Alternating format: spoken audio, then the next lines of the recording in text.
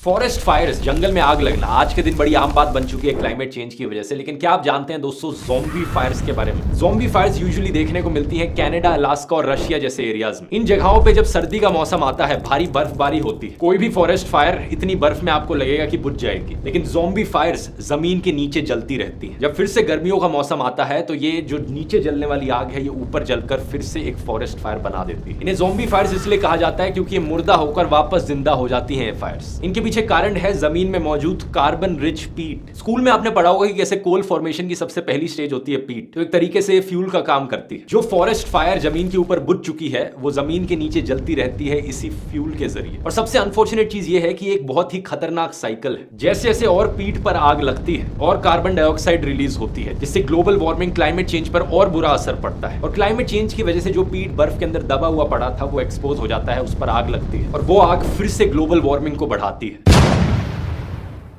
क्या आप जानते हैं दोस्तों, एंटार्क्टिका में एक ऐसी वाटरफॉल है जहां से ब्राइट रेड कलर का पानी टपकता है।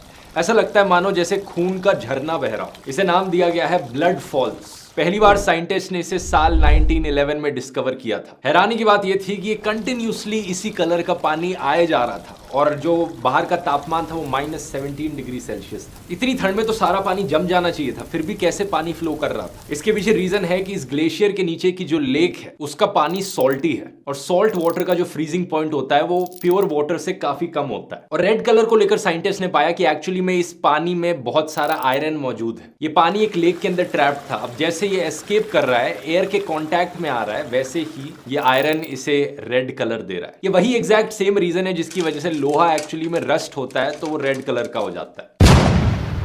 डायनासोर्स के बारे में कुछ अनबिलीवेबल फैक्ट्स। क्या आप जानते हैं T-Rex, one of the largest carnivorous dinosaurs, ये 12 मीटर लंबा होता था और हाइट में 6 मीटर तक ऊंचा हो सकता था। इसके मुंह में 50-60 दांत होते थे और एक एक दांत का साइज एक बड़े केले जितना था। इतने ताकतवर दांतों के साथ ये एक ही बाइट में 100 किलो मीट को फाड़ सकता था। जब ये बाइट करता था तो अराउंड 57,000 न्यूटन का फोर्स एक्सर्ट होता था। ये वही बात हो गई कि आपके ऊपर एक हाथी बैठ रहा हो। इतना ही नहीं, साइंटिस्ट का यह भी मानना था कि ये बड़ी तेज भागता था, 20 किलोमीटर पर आवर की स्पीड पर भाग सकता था, तो ज्यादातर इंसानों से तेज था।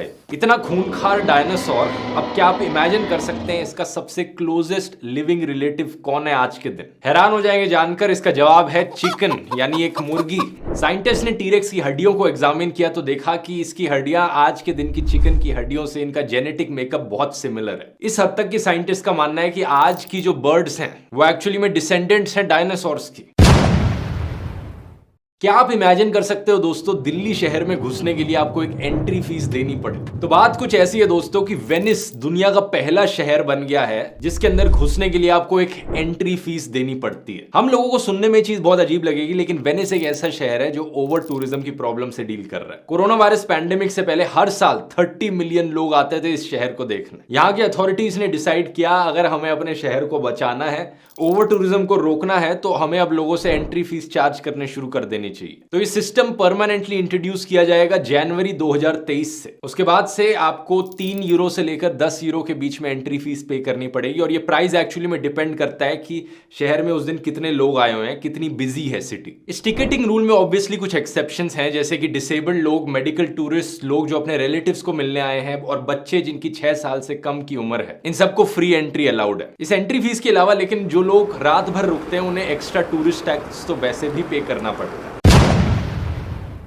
क्या आप जानते हैं दोस्तों, हंगरी देश में अगर आप हंगरी हैं और आपको जंक फूड खाना है तो आपको एक्स्ट्रा टैक्स पे करना पड़ेगा। मजाक नहीं कर रहा, हंगरी में एक्चुअली में एक जंक फूड टैक्स होता है। साल 2011 में हंगरी की सरकार ने 4% टैक्स लगाया था पैकेज फूड्स और ड्रिंक्स पर, जिनमें हाई लेवल्स ऑफ शुगर और सॉल्ट होती हैं। तो soft drinks, candy, salty snacks, fruit jams, इन सारी चीजों पर 4% एक्स्ट्रा टैक्स लगता है। इससे क्या होता है, जब आप इन चीजों को खरीदने जाएंगे तो ये आपके लिए ज्यादा महंगी पड़ेंगी और ज्यादातर लोग प्रेफर करेंगे कि सस्ती चीजें खरीदें और जो हेल्दी चीजें हैं उन पर यह टैक्स नहीं लगा तो वो सस्ती हो गई। हंगरी इकलौता देश नहीं है जिसने ऐसा किया है। वैसे मैक्सिको में साल 2013 में सिमिलर सी चीज करी गई थी। मैक्सिकन सरकार ने 8% टैक्स लगाया उन फूड आइटम्स पे जिनकी एनर्जी डेंसिटी 275 किलो कैलोरीज पर 100 ग्राम से ज्यादा है। तो इन्होंने कैलोरी और खाने के वजन की रेशियो को लिया कंपेयर करने के लिए। इन्हें नॉन एसेंशियल फूड्स की कैटेगरी में डाला गया। क्या लगता है आपको, इंडिया में भी क्या ऐसा टैक्स होना चाहिए ताकि लोग ज्यादा हेल्दी रह पाए? नीचे कॉमेंट्स में लिखकर बताइए।